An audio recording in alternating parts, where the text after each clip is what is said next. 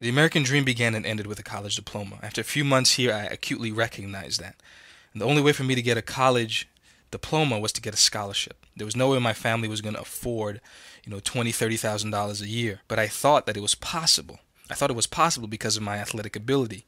You see, in all the movies that I saw growing up right around that time, the black guy was never the quarterback or the point guard, but he was always the go-to receiver or the running back or the high scorer on the basketball team, and he was going to get a scholarship to go to college, and he was going to get his family out of their poverty. So I knew it was possible, and I knew I had the ability to do it. Moreover, the parents that I talked to in the spirit of '76, all of them had gone to college. They told me that when the time came, they would certainly talk to the admissions advisors at Notre Dame or whatever colleges they went to ensure that I had a chance to get a college scholarship. So I knew it was possible. Well, one Friday afternoon, I came home after practice with the spirit, and my mom and my aunt were arguing, and I heard them. And the minute I heard my mom say, "I tell you what, I'll get my damn kids and I'll get out of your damn house," I knew that was it for my dreams.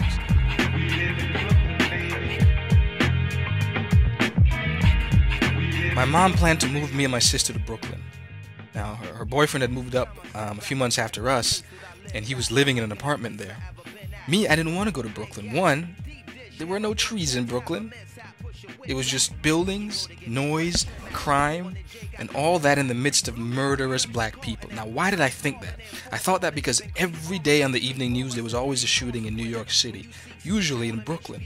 And when they talked to the black people, they always seemed ignorant. They had, their teeth had big gaps in them, and their hair was always wild and unkempt, and in the winter they always wore white rings around their mouths and gloss all over their lips. Now remember, I was 9 years old, and this is what I saw. My attitude towards Brooklyn was one of a zoo of impending death.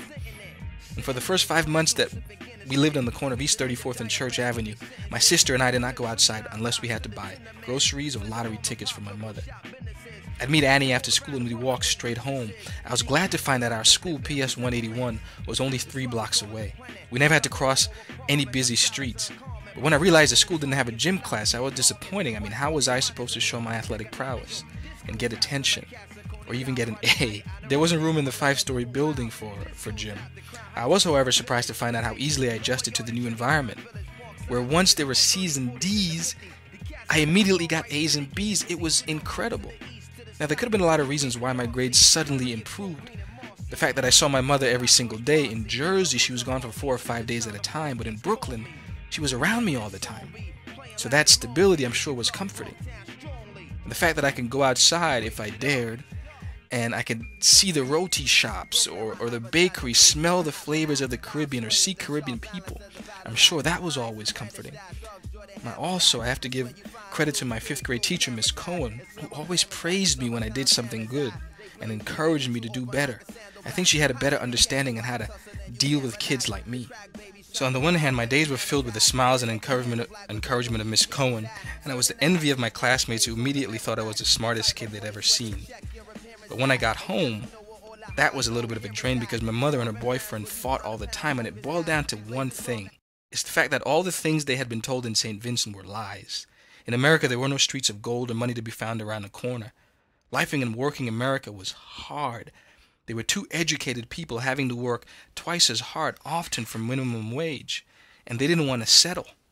I didn't want to settle for this. Life was unfair. Me, I was studying, I was praying, I was getting A's and B's on all my report cards. I was getting a Student of the Month award just about every month, and I was getting nothing in return. We were relying on food stamps, on government cheese, on butter and powdered milk, and those blocks of cheese were so thick.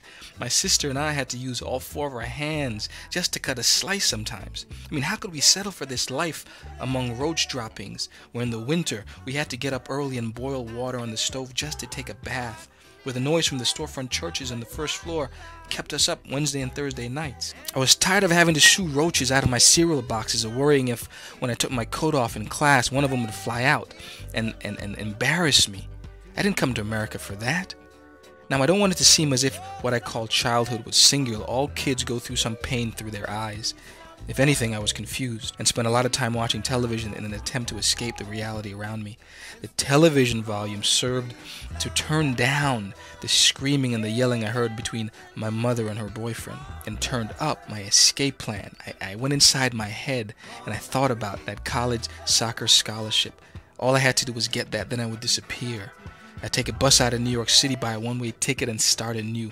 No letters, no phone calls, no nothing. See, I was 10 years old. I didn't like my mother because I blamed her for all my insecurities and all that went wrong in the apartment and all that was wrong with America and for bringing me to this godforsaken place. And the only place I communicated was in a journal Miss Cohen made us keep. After lunch, we'd write for 15 minutes, and she was very strict about stopping after 15 minutes. Most of the kids stopped. Others kept writing, and I often wondered what exactly they had to say. Did Corbin think that he was all that because he wore all the name brand clothes and expensive basketball shoes? Did Julian get hurt when everybody reminded him he was Haitian? Because for some reason being Haitian seemed to be the worst thing in the world in 5th grade. And why didn't Nathaniel behave? Was it something he picked up in Jamaica? Why didn't he put his pencil down when Miss Cohen said stop?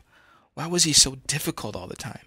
All his acting up was only going to get him hurt. You see, if Miss Cohen didn't like him, she wasn't going to give him a good grade. But why did the other kids seem to like him anyway? I could be bad like Nathaniel. I could be a bad kid. I wasn't this goody two-shoes teacher's pet who got the Student of the Month award every single month. I didn't want to be that.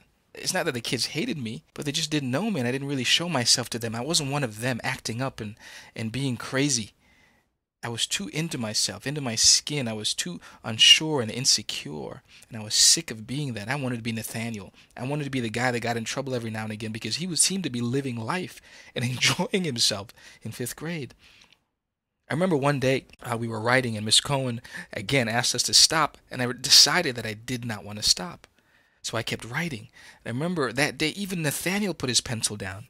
And I remember Miss Cohen coming over to me and me writing some words on my page just so she can read them. But then when she read those words, I remember looking in her eyes and seeing the shock, and I felt remorse for having written, "Mrs. Cohen is a big fat pig and a whore." And I wrote that in bold letters. Now looking back, years later, I can see that was a cry for help, and it was the same thing I had done in 4th grade in New Jersey, where there I'd written it on a chalkboard at the back of a classroom. I'd wrote it in a journal here. And that night on my bed, I listened for the phone to ring in the other room, and around 9 o'clock it did. And I knew it was Miss Cohen because my mother, whenever she was talking to an American, she would try to speak proper English. You know, if she was talking to somebody from the Caribbean, she would pull out her accent. So she was speaking proper English, so I knew, oh my God, that was it. And I stopped watching my television and crawled under my sheet, hoping my mother would think I was asleep and show mercy. But then the phone clicked and she came in my room. "Do you know who I just talked to?" "No." "What did you do in school today?" Nothing." "So you didn't insult your teacher and call her a big fat pig?" I didn't call her that.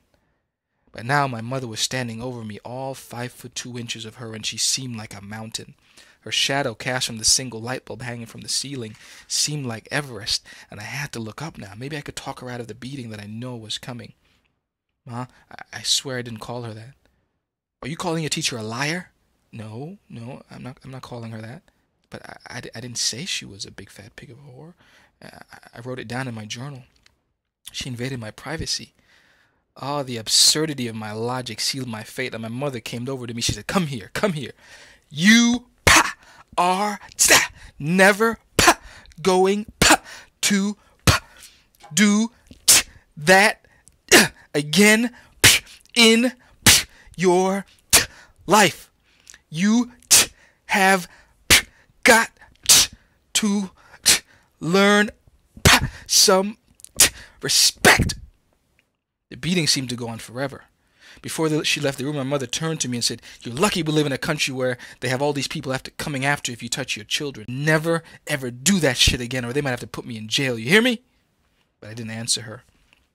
The words were drowned in my tears.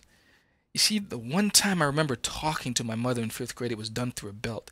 That night I wished the social workers came and took her away. She wasn't a mother. I made my own breakfast, ironed my own clothes, made my own snack for school. She never did anything for me, and I never asked for anything because we couldn't afford it. I brought home a Student of the Month award at the end of just about every month and never got a damn thing. The other winners came to school the next day with something new. That didn't bother me anymore. I'd gotten used to expecting nothing from people, gotten used to my mother not explaining the reason behind all the fighting with her boyfriend. I'd gotten used to figuring out that life I lived had no answers. Now what was that? What was I doing wrong? Why didn't my mother take time for me like all the mothers seemed to take time for their kids? Their mothers had to work too. Did you hear me? She repeated. Yes, I mumbled and rolled over to stare at the black shadow she left. I wish she was dead. Now, I cannot think of that possibility now because I appreciate everything my mother went through to make me the person I am today. I am glad I saw her fight because it taught me to battle for what I wanted. Looking back in those days, I appreciate the space that she gave me to figure out life on my own. I am my own man because, good or bad, she let me be that. But that night, 10 years old, flesh aching, tears falling into my pillow, I wish she were dead. And I wish I was dead too.